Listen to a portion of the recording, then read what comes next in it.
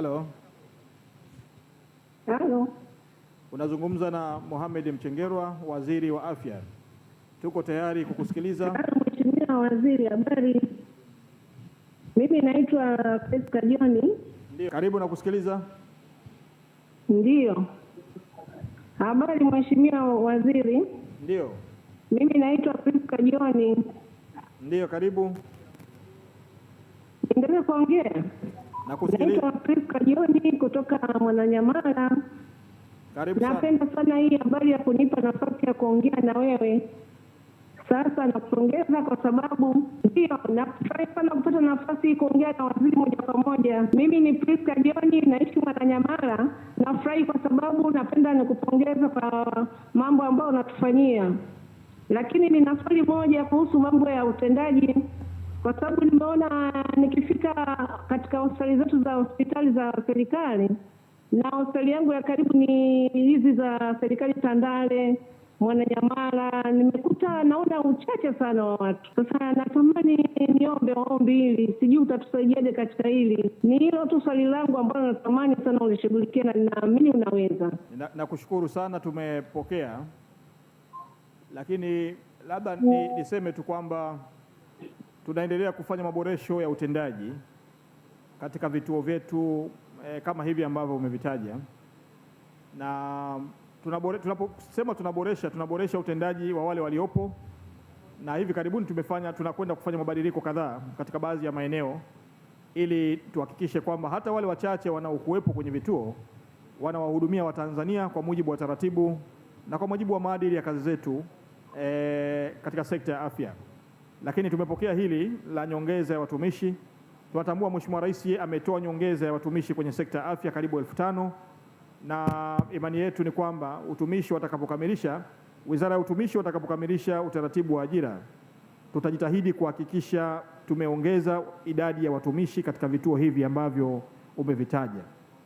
Dhamira yetu kama serikali ni kuhakikisha kila Mtanzania anahudumiwa, na katika jiji kama la Dar es Salaam imani yetu na mipango tulionayo ndani ya wizara, tunataka kila mtendaji awajibike.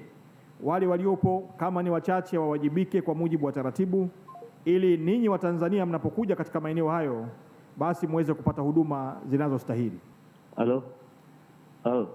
Unazungumza na Mheshimiwa Waziri, habari za asubuhi. Nzuri, karibu sana. Nashukuru sana kwa kazi nzuri unayoifanya. Mimi naitwa Godfrey Mandi, natokea Mbagala. Karibu sana. Ni ombi langu, nimefurahishwa sana na mpango huu wa bima ya afya kwa wote. Ndio. Ila ombi langu kwamba bima inayotolewa kwa mama mjamzito, na shauri na ombi kama inawezekana iweze kumpatia huduma ya mtoto wake mchanga pale atakapojifungua baada ya kuzaliwa. Yaani isiishie bima kwa mama peke yake, na mtoto pia iweze kumpata. Hii ni ombi langu Mheshimiwa Waziri, nitashukuru sana. Mimi natokea Mbagala Chamazi. Halo, nazungumza na Mheshimiwa Waziri. Shikamoo. Marhaba, karibu sana. Kwa majina naitwa Sharifu Ali, napiga simu kutoka Mbagala. Ndio. Sasa Mheshimiwa Waziri, serikali imekuja na mpango mkakati wa bima ya afya kwa watu wote. Ndio. Na nimesikia mpango huu ni kwa kaya maskini. Swali langu, mpango huu utatufikia watu wote lini? Binafsi mimi natamani mimi na familia yangu tuweze kupata bima hii. Asante Mheshimiwa. Asante sana, nakushukuru. Sharifu Ali, naitwa Sharifu Ali. Asante sana. Swali lako litapatiwa majibu. Asante Mheshimiwa. Halo. Karibu sana, naitwa Mchengerwa, waziri wa afya. Niko tayari kukusikiliza. Habari Mheshimiwa Waziri. Karibu sana. Kwa majina naitwa Mwanaisha Ali, natokea mkoa wa Pwani. Karibu sana. Napenda kukupongeza kwanza Mheshimiwa kwa kazi nzuri. Asante. Na kushukuru umenipa nafasi kuongea na hii simu, kwa kweli tunawashukuru mno. Asante sana. Sasa nilikuwa nauliza, sisi wananchi wa hali ya chini huku Pwani kwetu huku, kulingana na hizi mvua zinazoendelea Mheshimiwa. Ndio. Yaani kumekuwa na mazalia ya mbu, alafu madimbu yameongezeka na magonjwa ya matumbo. Kwa kweli Mheshimiwa, sijui itakuwaje. tulikuwa tunaomba msaada wako kwa njia ya kupunguza maumivu haya ambayo yameongezeka na magonjwa ya matumbo. Yaani watoto wanaumwa matumbo. Hata juzi tu kuna mjukuu wangu aliumwa matumbo haya, magonjwa ya matumbo haya. Kwa hiyo tulikuwa tunaomba msaada wako, sijui utatusaidiaje mheshimiwa. Asante. Mimi ni hilo tu, lakini tunakupongeza mno. Asante sana. Tunakushukuru sana mheshimiwa. Tumepokea na tutakupatia majibu. Halo. Halo. Karibu tukusikilize. Halo. Karibu tukusikilize. Mheshimiwa Waziri, shikamoo. Maraba. Kwa jina naitwa Egla Charles, natokea mkoa wa Tabora. Karibu sana. Wilaya ya Nzega. Karibu sana. Mheshimiwa Waziri, mimi sina swali ila nina pongezi sana kwako Mheshimiwa Waziri. Karibu sana. Nilipata changamoto ya kumuuguza mwanangu, tukapewa rufaa kutoka hospitali ya Nzega kwenda Kitete. Kiukweli tulipata huduma ambayo ni nzuri sana. Ninapokuambia sasa mwanangu amepona na anaendelea vizuri sana. Hivyo Mheshimiwa Waziri, naomba nikupongeze kweli kwa wizara yako, mnafanya kazi nzuri sana sana. Pia naomba ufikishe salamu zetu kwa mama. Mama anatupambania sana. Mheshimiwa Waziri, ni hilo tu. Asante. Asante, tumepokea na tutaendelea kuboresha huduma zetu ili tuweze kuwahudumia vizuri zaidi Watanzania. Mheshimiwa Waziri, yako maswali yameulizwa 6 nikiwepo pale. Nimeona swali la watumishi ni wachache. Swala la bima ya afya kwa wote limetokea mara 2, lakini pia masuala ya magonjwa ya matumbo pamoja na malaria yamezungumzwa, lakini wengine wametoa pongezi. Mheshimiwa Waziri, kwa sababu uko na wataalamu, naomba sasa mimi nichukue nafasi hii kuwakaribisha wataalamu waweze kujibu swali hili, lakini pia ninatambua yako masuala mengine yaliyokuwa yamezungumziwa ndani ya mwezi, na kila mtaalamu aliyoko hapa na mkuu wa taasisi tumempa maeneo ya kwake ambayo yaliulizwa, ambayo yanahitaji kutotolewa ufafanuzi hapa katika hadhara hii. Kwa kila nitakayemkaribisha kuna swali atalijibu hapa, lakini pamoja na hayo yako maeneo mahususi ambayo tunataka kwa kutumia nafasi zenu na taasisi zenu muhabarishe umma, aidha kwa kutoa elimu ama kutoa ufafanuzi kwenye mambo ambayo yanahitaji kutolewa ufafanuzi. Kwa hiyo kwa nafasi hii swali la watumishi Mheshimiwa Waziri umelijibu vizuri sana. Ili halihitaji kutolewa ufafanuzi tena, kwamba serikali Mheshimiwa Rais ametoa ajira ya watumishi 5,000 na watasambazwa kila kwenda mahali, na hili linafanyika kila nafasi itakapotokea Mheshimiwa Rais atatoa kibali. Swala la bima ya afya kwa wote, kaimu mkurugenzi wa taasisi yetu ya mfuko wa bima ya afya kwa wote, naomba ujiongee hapa. Ukija hapa utajibu swali. Amesema kwamba mama ana bima, lakini mtoto anapozaliwa anakuwa yule mtoto hana bima, hahudumiwi, anamlipia. Ombi lake mtoto naye awepo kwenye hiyo. Lakini la pili la bima limetokea ni kwamba sasa hivi imeanza awamu ya kwanza kwa wale watu wasio na uwezo. Je, wale wengine ambao wao hawapo kwenye kundi lile, je itakuwaje? Kwa hiyo karibu sana, lakini niombe usitumie zaidi ya dakika 2. Najua we ni mtaalamu, huwezi kuongea sana. Karibu. Asante sana. Asante.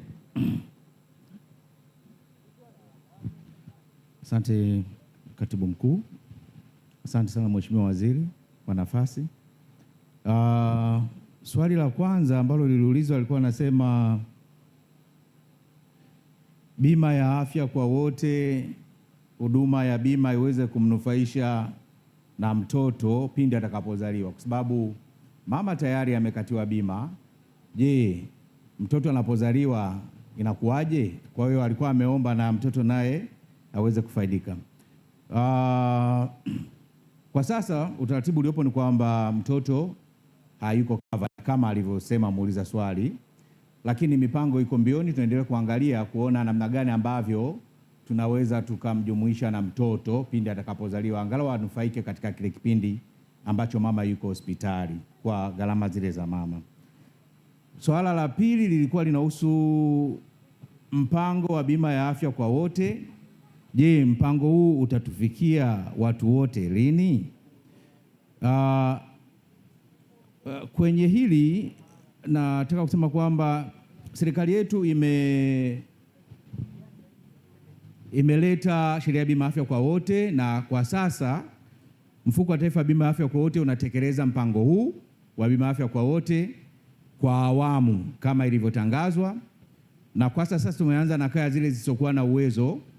Kuna kaya zaidi ya 900,000, lakini serikali imeona kwamba kwa sasa tuanze na kaya 276,004 ambazo mpaka kufikia leo tumeshasajili hizi kaya 276,004, asilimia 55 tumeshazifikia.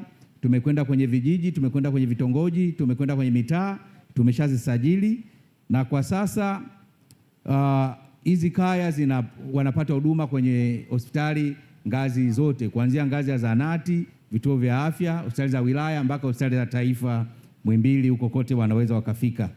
Na tumeshatembelea ili huduma iweze kutolewa, ni lazima watu wa huduma nao wajue. Kwa hiyo katika vituo 6,932 vya serikali tumetembelea mpaka sasa vituo 4,458 sawa na asilimia 64, kuwapa elimu namna ya kuwahudumia wanachama hao wa bima afya kwa wote. Asante. Nashukuru kwa majibu mazuri, lakini sasa kama ilivyo kawaida, kuna maeneo mengine ngoja niaweke sawa. Swali la kwanza, amesema mama ana bima, mtoto hana.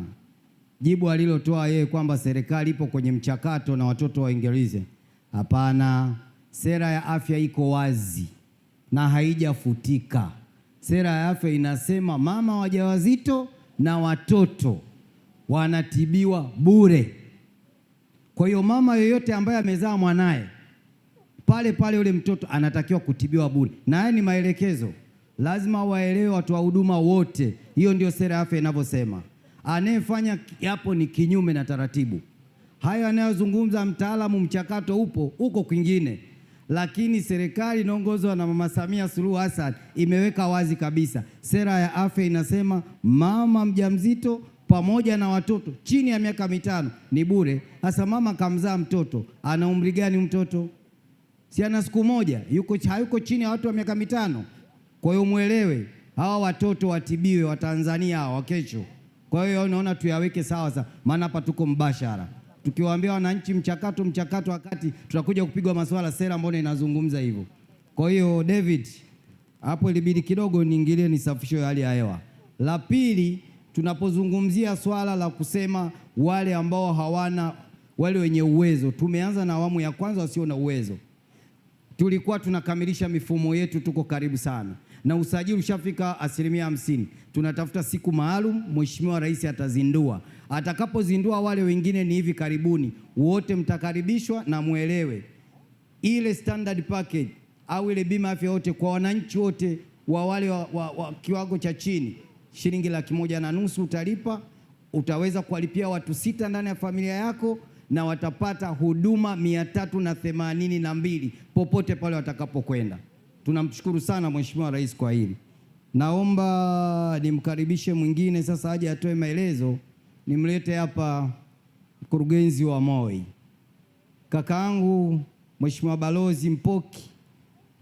Najua tuna swali moja utaelezea pale kwako. Kuna huduma tunatoa nzuri sana, taasisi yetu ya mifupa, huyu ni mkurugenzi. Kwa hiyo pamoja na mambo mengine ambayo yaliulizwa mwezi uliopita atatolewa ufafanuzi, lakini nikuombe sana usije ukasahau hizi siku 2-3 kwenye mitandao kulichafuka. Kuna watu ambao wanatoa habari ambazo hawana uelewa nazo. Sasa habari zinatoka kwa wataalamu. Mtaalamu yuko hapa, karibu sana balozi. Nashukuru sana Mheshimiwa Katibu Mkuu. Tuliwahi kupata mteja aliyekuwa na matatizo ya maumivu ya mgongo mwaka 2024. Alikuja akaonwa na wataalamu, akaandikiwa vipimo, na mojawapo kati ya vipimo vilivyoandikwa kilikuwa ni kipimo cha MRI. Hii ni mashine maalum ambayo inatumia nguvu ya sumaku kuangalia viungo mbalimbali katika mwili. Alipoingia katika mashine ile, na baada ya zoezi kukamilika, baada ya dakika 45 akarudi kwa madaktari, wakampa sababu ya ugonjwa wake, na wakasema njia bora ingekuwa ni kumfanyia upasuaji. Yeye kwa hiari yake mwenyewe akasema hapana, angependa kwenda nje ya nchi.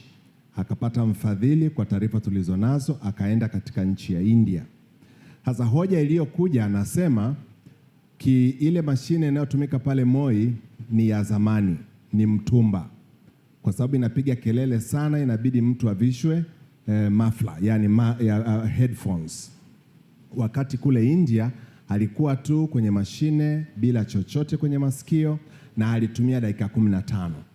Nianze na hiyo la kwanza la kelele. Mashine zote za MRI ambazo tumezinunua, ambazo zimenunuliwa na serikali katika taasisi ya Moi, ni mashine zilinunuliwa, Mheshimiwa Waziri, zikiwa brand new.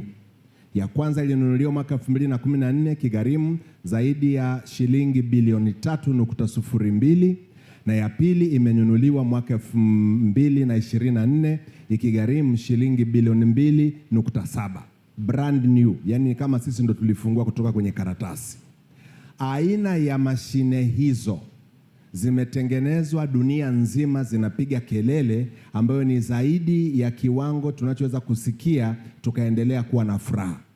Kwa hiyo mgonjwa akiachwa hawezi kutulia, na wataalamu wa radiolojia wanahitaji mgonjwa atulie tuli wakati kile kipimo kinafanyika. Ndiyo maana watengenezaji wa mashine huwa wanatoa mashine na hizo headphones, na headphones zinatoa mziki nyororo ambao mgonjwa anaondolewa sasa kwenye ufahamu wa ile kelele, lakini vile vile inakuwa ni njia ya kuwasiliana naye, kwa sababu kile chumba kimefungwa. Kwa kuna wakati anapewa masharti afanye vitu kimoja, cha pili au cha tatu. Kwa hiyo ndio sehemu ya kwanza. Lakini muda wa kwamba alikaa kule dakika 15, huko alikaa dakika 45. Mtaalamu anaamua anataka kupima nini. Mheshimiwa Waziri, MRI inaweza kufanya kwa dakika moja kama ni scanning. Yaani ile tu kuangalia tu vile kitu kiko, dakika moja. Na hata mashine za Muhimbili zinaweza kufanya hivyo. Inaweza kufanya kwa dakika 2, dakika 5 kutokana na utafiti daktari anaohitaji katika mgonjwa alionao. Kwa hiyo swala la kusema alikaa muda mrefu hapa Moi ni utafiti uliokuwa unatakikana ili ugonjwa wake ujulikane. Na Mheshimiwa Waziri, nafurahi kukuambia kwamba tulichokiagua Muhimbili Moi ndicho hicho kimeaguliwa hata India. Pingili za mgongo 6, na hapa napo tulikuwa tumemwambia hivyo. Lakini kwamba mashine yetu inapiga kelele, hiyo ni uchaguzi. Mtu anaweza kanunua IST na mwenzake akanunua Discovery, mwingine akanunua VX V8. Kelele zinatofautiana. Uwekezaji wa serikali uliofanyika pale ni sahihi kwa sababu matokeo yake hayajaathiri uwezo wetu wa kutibu hawa wagonjwa. Lakini huko baadaye tutakapojenga nchi nzima vituo vya kutolea huduma, viwe na watumishi wa kutosha, maslahi yamekaa vizuri, Mheshimiwa Katibu Mkuu, kama itakupendeza labda na sisi tuende kwenye silent MRIs. Lakini baadaye, ingawaje sisi kwa upendo wetu tungependa sasa tuende kwenye hatua ya kuwa na full ile body x-ray. Badala ya mgonjwa kupiga x-ray mara 3, ipige tu mara moja mgongo wote tuone, au mfuba wote wa mguu. Alafu tupate MRI ya watoto, tupate MRI ya kukaa. Haya ndio mahitaji yetu makuu. Kwamba inapiga kelele au haipigi kelele, hayo ni mapambio. Kwa Mheshimiwa, naomba nijibu hivyo. Asante. Mheshimiwa Waziri, siku moja pale tulipokuwa pale Karimjee pale, wakati ulikuwa unaongea na waandishi wa habari na kunukuu moja ya sentensi yako uliyozungumza, ulisema hivi, kwa sababu kuna mmoja pia ulivyofanya ziara kule Arusha alituma pia kwenye mitandao akazungumza jambo fulani, ukalitolea ufafanuzi, lakini ukasema hivi, ukiwa umesikia jambo wafuate wataalamu waweze kufafanua, na ukitaka kupata habari zilizo za kweli za sekta ya afya zinatoka kwa wataalamu walioko Wizara ya Afya, aidha kwenye hospitali ama kwenye taasisi. Wewe usimsikilize mtu mwingine yote. Ukiona jambo limekwama, ndio hivi, na ndio maana tunatumia nafasi hii ya kuelimisha umma. Kwa hiyo mimi niweze kueleza tu na kutoa hofu wananchi, taasisi yetu ya mifupa inafanya kazi vizuri, MRI iko vizuri, CT scan iko vizuri, angio scan iko vizuri, na wataalamu wetu wako makini, wanafanya kazi kwa kuzingatia maadili kwa sababu wamekula kiapo. Kwa hiyo tusisikilize watu wengine ambao hawana authority ya kuizungumzia sekta, ila yaliyozungumzwa hapa ndio wananchi wote muweze kuyabeba. Lakini ushauri tu kwenye hili, tuwe wazalendo, izungumzie nchi yako vizuri. Kama kuna tatizo, zungumza na watu na sio kuichafua nchi yako ama taasisi. Mwisho wa siku tunarudi tuko huku, tunakuwa tunashirikiana kwenye haya mengine. Mheshimiwa Waziri, mimi namshukuru sana mkurugenzi wa taasisi yetu ya mifupa kwa kulielezea hili na kufafanua. Sasa jamii inafahamu ukweli uko wapi. Mheshimiwa Waziri, kwa haraka haraka naomba nimnyanyue mkurugenzi dada yangu Delila, mkurugenzi wa hospitali yetu ya taifa Muhimbili. Pamoja na mengine, dada yangu Delila, nitakuomba sana utakapokuja hapa utazungumzia pia yako masuala mbalimbali pia pale ambayo alijitokeza, wengine wanalalamikia bili hizi sio za kweli, sijui kuna mambo mengine. Kwa hiyo pamoja na kuzungumzia masuala yaliyojitokeza ambayo tumekupatia, naomba utoe ufafanuzi, na hiyo nikupe dakika zako 2. Karibu sana. Asante sana Katibu Mkuu, asante sana Mheshimiwa Waziri. Kwanza nianze kwa kusema kazi na utu. Mheshimiwa Waziri, nimeanza hivyo kwa sababu nyingi ya hoja zinazoulizwa kwenye hospitali yetu ya taifa Muhimbili zinalenga utu. Na utu unapokuwa unaguswa, malalamiko mengi yanatokea. Kwa baadhi ya maswali ambao wananchi wamekuwa wakiuliza, walipenda sana kufahamu utaratibu wa kupata msamaha kwa wale wasio na uwezo. Mheshimiwa Waziri, kabla hujafika ilitoa sentensi ya Muhimbili kwamba Muhimbili sio hospitali tu, ni alama ya matumaini. Kila mtu anayetumwa kuja Muhimbili ameshapita maeneo mengi sana. Si kwamba anakuja pale kwetu kugundulika ugonjwa wake kwa mara ya kwanza. Ana ugonjwa wa kudumu ambao anategemea sisi kama hospitali na kituo cha juu kabisa kumpa matumaini. Kwa hiyo kwa wagonjwa wote ambao wanakuja kwetu wasiokuwa na uwezo, taratibu za msamaha zipo na zinatumika kufuata taratibu, ambapo tuna maafisa wetu ustawi wa jamii wakijiridhisha vigezo kwamba kweli huyu Mtanzania hana uwezo wa kuchangia hii huduma ya kibobezi iliyomleta Muhimbili, basi atapewa full exemption au punguzo kwa kiwango ambacho inaonekana wanamudu baada ya uchunguzi wa ustawi wa jamii. Na Mheshimiwa Waziri, kwa ruhusa yako naomba niweke wazi kwamba hii inatokea kwenye hospitali zetu zote. Taasisi ya Moyo Jakaya Kikwete, hospitali ya mifupa Moi, Ocean Road, utaratibu upo. Lakini kwa wale watu ambao wasipokuwa na uwezo, unapofika hospitali kwa bahati mbaya, kuna namna mbili ambayo unaweza ukatoka. Utapona, utarudi nyumbani, na tunaweza kuokoa maisha ya zaidi ya 95% ya wananchi wanaokuja hospitali ya taifa Muhimbili. Kwa 5% au pungufu wanaopoteza maisha, tumeboresha zaidi huduma za kuchukua miili ya wale wapendwa wetu wanaopoteza maisha. Na mara ndugu wanapohitaji mwili wa mpendwa wao, huwa tunawaomba waje wauchukue mapema, na kama wana viambatanisho watatupatia, kama hawana viambatanisho tutawapatia mwili, watakwenda kumuhifadhi mpendwa wao, lakini baadaye wataturudia kutuwasilishia uthibitisho na ukaguzi ili tuweze kuweka mahesabu sawa kwa fedha za serikali pindi inapohitajika, kama taratibu hazikufuatwa wakati wa kutoa mwili. Na Mheshimiwa Waziri, pia naomba niweke wazi, tunafuata misingi na imani za dini. Kuna watu ambao wanapenda kuwachukua wapendwa wao mara tu wanapopoteza maisha, na tunahakikisha wanawachukua ndani ya yale masaa 24. Lakini tuna watoto wetu wachanga wanaopoteza maisha, tuna sheria ndani ya masaa 24 ni lazima wawe wamehifadhiwa, na tunafanya kazi na mashirika ya karibu sana kwa wenzetu wa JAI, nimewaona wako hapa, wanatusaidia sana kuwahifadhi wale ambao wote hawana ndugu. Lakini pia kuna wasiwasi. Kwa nini mgonjwa akija anaumwa sana, alafu ametokea vituo vingine vingi, hana barua ya rufaa, anazungushwa na kutakiwa kulipa gharama kubwa wakati hii ni hospitali ya serikali? Kuhusu rufaa, ningependa kuweka wazi Mheshimiwa Waziri kwamba hospitali ya taifa Muhimbili inafuata taratibu na miongozo za Wizara ya Afya juu ya rufaa kutokana na ngazi na utoaji wa tiba kwa jamii. Miongozo ya taratibu hii inatupasa kwamba tunahakikisha kama taasisi za chini za Wizara ya Afya hazikiuki miongozo ya huduma kwa ngazi zilizopo. Kwa hiyo tunaanza ngazi ya zahanati, ikionekana haiwezekani atapelekwa hospitali ya wilaya, baadaye kuna kanda, kuna hospitali za kanda maalum, lakini ikishindikana kwamba inaonekana anafika hospitali ya taifa Muhimbili, basi tunampokea na hapo tunampatia huduma. Lakini tuna kundi lile ambalo wanahitaji dharura. Iwapo atapata dharura na atahitaji kuja kuitumia moja kwa moja, bado tutamhudumia na gharama zinafuata baadaye. Kwa hiyo pia tuna utaratibu ambako hospitali zetu zote zinapotuzunguka huwa zinapiga simu moja kwa moja kuomba mgonjwa apokelewe kwa sababu ya kuokoa huduma maisha haraka. Na wataalamu wetu wamekuwa wakitoa elimu jinsi ya kumwandaa yule mgonjwa kabla hujamfikisha Muhimbili. Kwa sababu usipomwandaa mgonjwa wa dharura, ukimfikisha tu Muhimbili anapoteza maisha kwa sababu ile process ya hapo katikati haikufanywa sawa.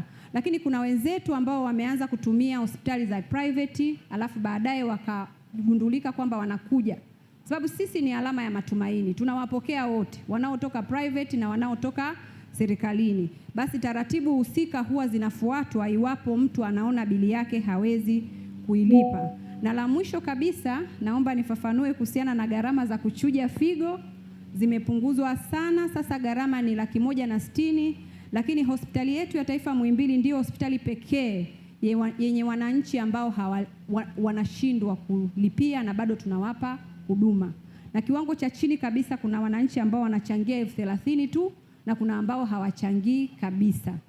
Na la mwisho la ufafanuzi kuhusiana na kwamba tunahisi tumebambikiwa bili.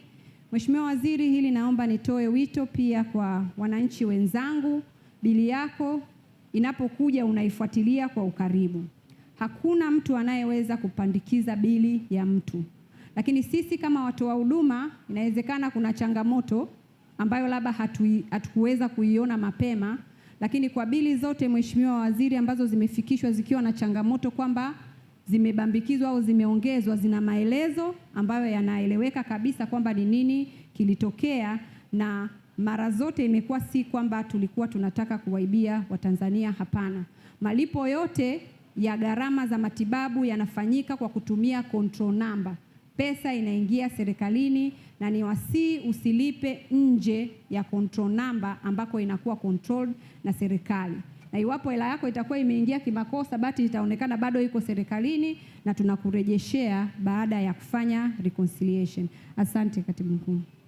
Nakushukuru sana mkurugenzi, lakini kwa haraka haraka amesema sisi ni alama ya upendo na matumaini, na kutokana na maadili tulionayo sisi, mtu yoyote yule, mimi kwa daktari hapa nilipo, hata sasa hivi mtu ukija ukinipiga kofi hapa, lakini sasa hivi hapo ukidondoka ukiwa na shida, maadili yananiambia lazima nikutibu, ile swala umenipiga halipo. Kwa hiyo tunatoa wito hata kwa wengine yoyote, hata kama amefanya kitu asihofu, hata akiwa na tatizo aje, maadili yanatuambia tutaendelea kumtibu. Kwa hiyo sisi ni alama ya nini? Ya matumaini. Nimelipenda sana hili. Lakini amesema gharama za figo zimeshuka 1,500,000. Mheshimiwa Waziri atakuja kulizungumzia hili. Serikali bado inafanya utaratibu gharama ziendelee kushuka zaidi. Lakini pia umewekwa utaratibu na serikali, asiye na uwezo wa kulipa atahudumiwa. Lakini kwenye bima afya yote inayokuja, wale wasio na uwezo, Mheshimiwa Rais amesema atawalipia mara tu mahali tutakapo tumefungua. Lakini hapa nitoe elimu moja kwa wananchi. Unapokwenda hospitali ukijijua huna uwezo, mwongozo wetu unasema hivi: uwe na barua inayotoka kwa mtendaji au kwa mwenyekiti wa kijiji anayetambua, au balozi anayetambua huna uwezo. Ukija na ile barua ushaturahisishia. Sasa unakuta mwingine hana ile mwongozo, unawaambia hospitali onyesha kwamba we huna uwezo, huna barua. Ukiambiwa kutuletea ile barua, sasa ndio simu anaweza kapigwa hata katibu mkuu kwamba mimi nacheleweshwa hapa na mimi sina uwezo. Nitakutambua vipi huna uwezo? Lazima kuwe na barua, ndio mwongozo unasema. Kwa hiyo tuombe wananchi, hakuna huduma itastopishwa. Pale unapoumwa utapata huduma yako, lakini tunaomba kwa upole sana, kwa kweli, kwa unyenyekevu, Hebu basi tujaribu kufuata na ule mwongozo, mtakuwa mnatusaidia na hamwaweke wale wenzetu kwenye shida, kwa sababu yule akisema amesamehe milioni 3, kesho anafuatwa pale na ukaguzi, anaambiwa tupe uthibitisho kuonyesha mtu hana uwezo. Hana, ataambiwa ile fedha ameila yeye. Kwa ni utaratibu tu, naomba tuufuate. Lakini watumishi nyewe wenzangu pamoja na mimi niwaombe tuwe tunawaeleza wananchi. Unajua bili yako imefika 500,000, unajua imefika milioni 1. Sasa usipompa kapone unampa bili ya milioni 10, lazima sema umembambikizia. Kwa lazima tuwe tunatoa taarifa mara kwa mara. Mgonjwa tunaye mwezi mzima, kwa nini asijue na apunguze taratibu? Mheshimiwa Waziri, naomba niende haraka haraka, tumebaki na wachache sana.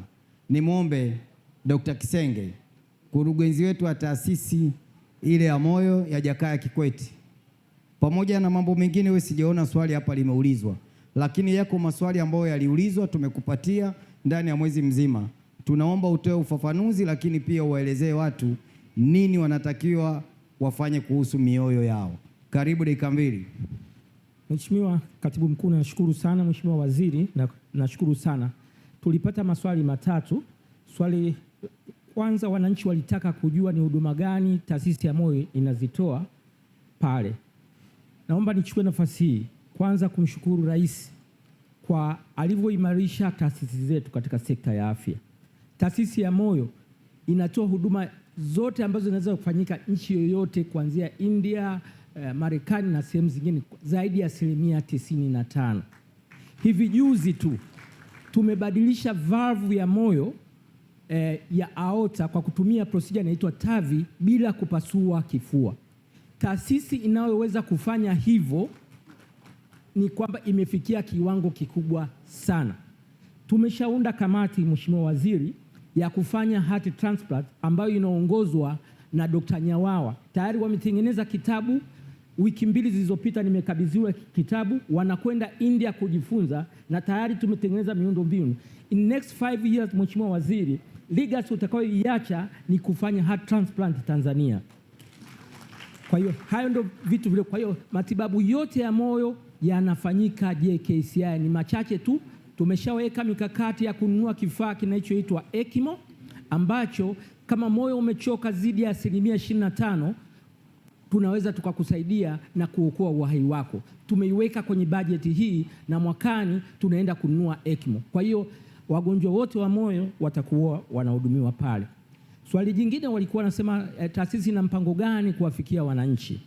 Taasisi ya Jakaya Kikwete inawafuata wananchi pale walipo. Tumeshazunguka zaidi ya mikoa 26 na tumeona zaidi ya wananchi 33,000, na ndio maana taasisi ya moyo tulipata tuzo na mimi kuwa best CEO of the year katika Afrika kwa kuwafuata wananchi pale walipo. Kwa hiyo tunaendelea kuwafuata, na sasa hivi tuna vituo tumefungua Arusha, Chato, na hapa Dar es Salaam tuna vituo zaidi ya 4 ambavyo vipo, na tumeunda mikakati ya kuwafuata wananchi pale walipo. Lakini zaidi ya hapo, tumetaka kutumia sasa teknolojia ya kuwafuata wananchi.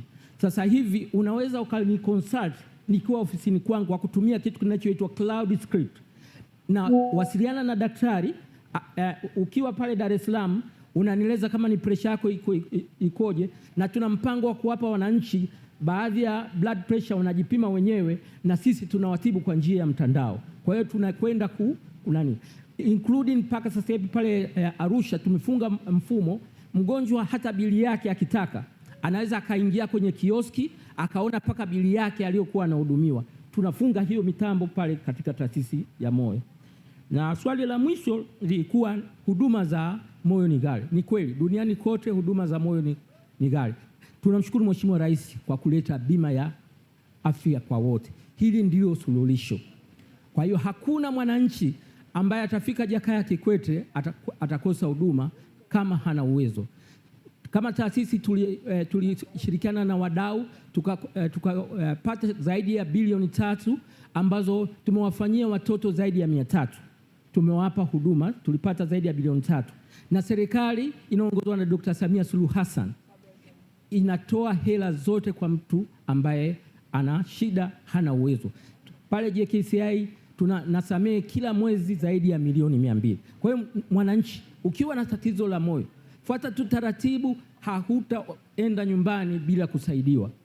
Asanteni sana. Shukuru sana. Nashukuru sana. Amesema kwamba gharama za kutibu moyo ni ghali dunia nzima, lakini cha muhimu na habari njema ni kwamba asilimia kubwa ya magonjwa ya moyo yanazuilika. Kwa hiyo tukichukua tahadhari, tutakuwa tumeulinda mioyo ya kwetu. Kwa hiyo Mheshimiwa Waziri, lililobaki lilikuwa ni moja, naomba nilijibu mimi. Aliuliza dada yetu yule kutoka Pwani, ni kutoka Pwani, alizungumza, anaitwa Malika au Malaika Ali kutoka Pwani, alizungumzia kuhusu mazalia ya mbu na magonjwa ya matumbo. Dada yangu pamoja na umma wote, ugonjwa wa malaria unaotokana na mbu akikuuma, mbu mwenye maambukizi, au ugonjwa wa matumbo, ambao ugonjwa wa matumbo yako mengi, kuna typhoid, lakini pia kuna magonjwa yale ya kuhara na mengine. Haya magonjwa yanazuilika. Magonjwa ya matumbo yanazuilika, na nitoe rai kwa umma, kipindi hiki cha mvua ndio kipindi tunatakiwa sana tuchukue tahadhari. Hakikisha unanawa mikono mara kwa mara. Kama huna maji ya kunawa tiririka, tumia sanitizer. Hakikisha unakunywa maji ambayo ni safi na salama. Njia nyepesi, chemsha kama huwezi kununua maji. Lakini kuhakikisha kila unapokula umenawa mikono yako, unapotoka chooni umenawa, magonjwa ya matumbo yataondoka. Mazalia ya mbu yako, ukitoka nje tu hapo nyumbani kwako nje, dimbwi la maji. Hapa ndio tunasema wananchi wanafanya kazi na serikali. Kweli jamani, tuje tuzibe ile dimbwi hapo serikali. Mbona ni kazi ndogo wewe mwananchi unafanya tu. Unachimba mfereji pale, maji yanaondoka, ili serikali mtupe kazi ya kununua dawa tu na vifaa tiba na vitendanishi, ili katika kuzuia mazalia tusaidiane. Kule ambako tuseme ni maeneo makubwa, tutapuliza dawa na zipo, serikali inatoa fedha. Sasa hapa nauliza kama tuna mtu wa Ocean Road. Karibu sana. Asante sana Katibu Mkuu Wizara ya Afya. Nashukuru sana Mheshimiwa Waziri wa Afya. Taasisi ya saratani ya Ocean Road ilipata maswali mawili. Moja lilihusiana na huduma mpya ya vipimo kinachoitwa PET CT scan. Kwanza napenda kuipongeza na kumpongeza Rais wetu wa Jamhuri ya Muungano wa Tanzania, Dr. Samia Suluhu Hassan, pamoja na Waziri wetu wa Afya Mheshimiwa Mohamed Mchengerwa, ambaye tarehe 2 alizindua rasmi kipimo cha PET CT scan. Hichi ni kipimo cha kisasa na bora ambacho kwa ukanda wetu wa Afrika, kwenye kusini bara la Sahara Afrika na East Africa, itakuwa ni nchi ya kwanza Tanzania kuwa na mashine hii. Mashine hii inaweza ikagundua, ikapima na ikasaidia kufuatilia mwenendo wa tiba wa saratani. Hii itakuwa ni chachu, itapunguza rufaa zote za kwenda nje. Swala lilikuwa je, gharama itakuwaje? Ni kweli serikali imejipanga kuhakikisha kwamba kila mwananchi Mtanzania anapata huduma hii. Serikali imeamua kupunguza gharama kutoka kwenye uhalisia. Gharama halisia ya kipimo hichi ni $2.4 ukienda kwenye bei. Kwa nchi za kigeni, ukienda India ni $700 ukitoa gharama zako za nauli. Sisi kwetu itakuwa $1.2 kwa mtu anayelipa mkononi. Lakini kwa kutumia fursa yetu ya bima ya afya, tumehakikisha hichi kipimo kinaingia kwenye kitita cha bima ya afya ya serikali na private ili waweze kupata huduma hii. Lakini kwa wale wananchi wageni wanaotoka nchi za nje, watalipia gharama halisi ambao ni $2.4. Hii itakuwa ni fursa ya tiba utalii. Pamoja na kipimo hichi, tumeanza pia kuzalisha viambata ambao vitasaidia kabisa kwa hospitali nyingine kuwa na mashine kama hizi za PET CT scan, ambao hadi sasa sisi tuna uwezo wa kupima wagonjwa 20 kwa siku. Kwa hiyo nawakaribisha.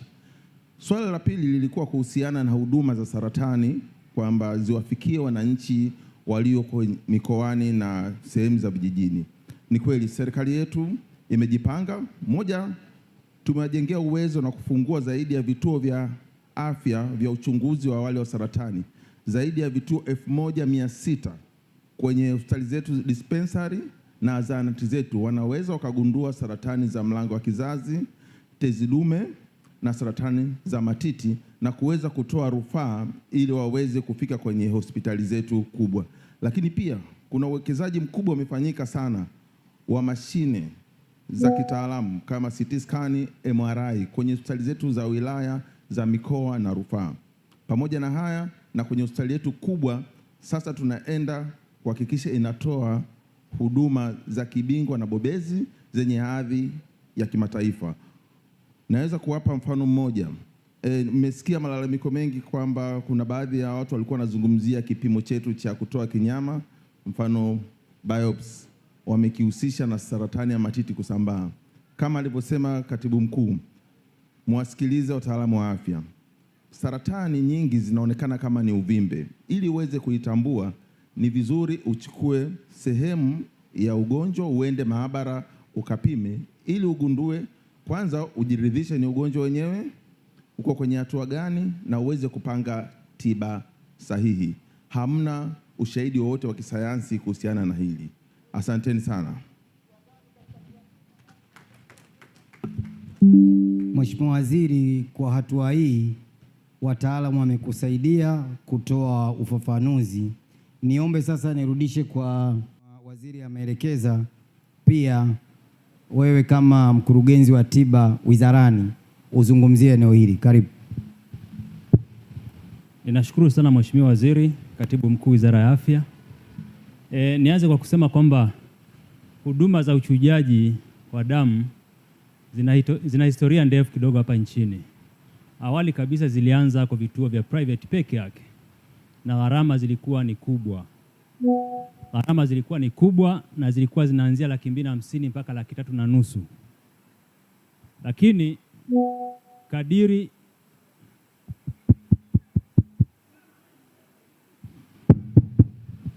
kadiri teknolojia ilivyozidi kuzoeleka hapa nchini, huduma hizi zimezidi kuongezeka. Na niseme tu, kwa sasa kuna jumla ya vituo 74 nchini ambavyo vinatoa huduma za dialysis. Lakini 64% ni bado vituo vya binafsi na 10% zinazobaki ni vya serikali.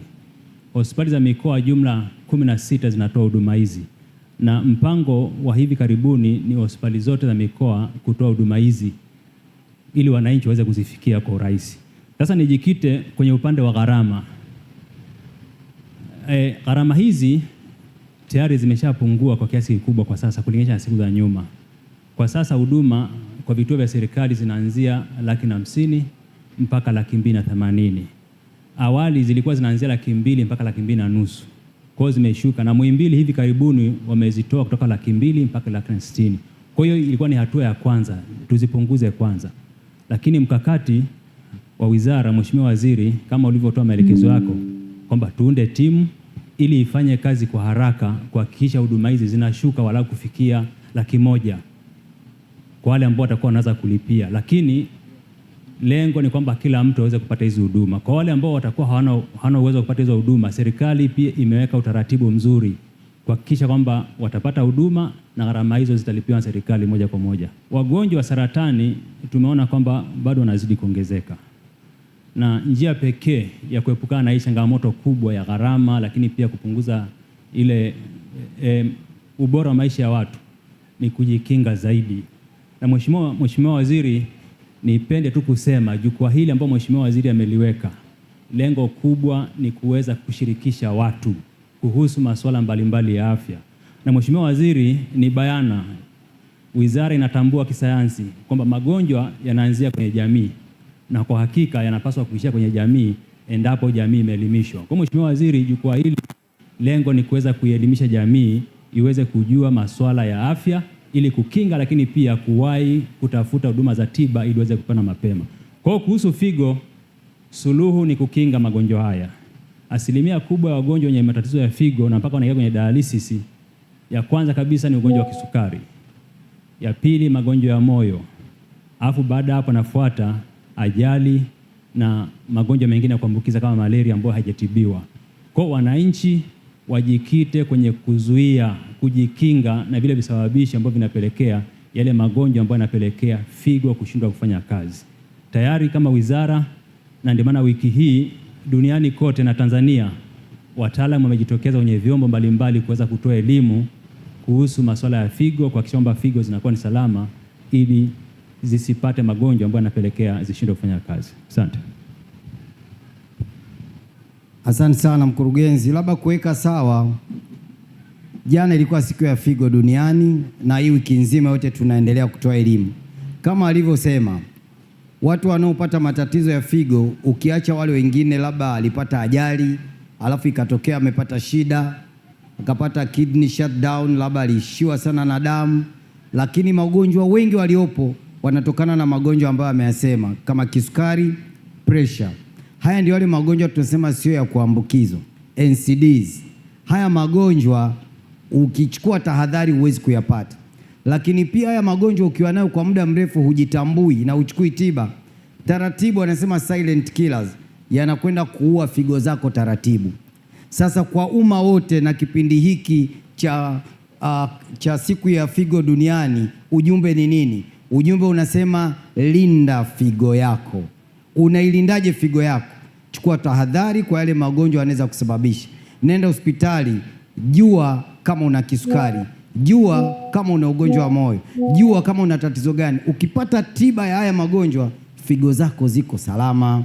Lakini la pili pia uweze kujua, yule ambaye atajihisi ana dalili zinaanza mwanzoni, akimbie haraka, kwa sababu unapowahi mapema zile figo wanazichallenge, wanapona. Tumeambiwa hapo Manyamala wako wagonjwa 20 ambao walianza kuwa na shida, baada ya kupata matibabu tu haraka wamerudi kama kawaida. Kwa hiyo cha muhimu ni kuwahi kwenda hospitali. Na Mheshimiwa Waziri, tutalizungumzia baadaye wakati na kukaribisha. Liko swala ambalo nafikiria tutalianza rasmi katika wizara yako, litasaidia sana katika kuondoa tatizo hili. Kwa hiyo naomba sana wananchi wote Tanzania na kwingine kote wanaosikia, siku ya figo, linda figo yako. Unailindaje figo yako? Chukua tahadhari kwa magonjwa ambayo yanasababisha figo zako ziharibike, magonjwa ya moyo, pressure, kisukari pamoja na mengine.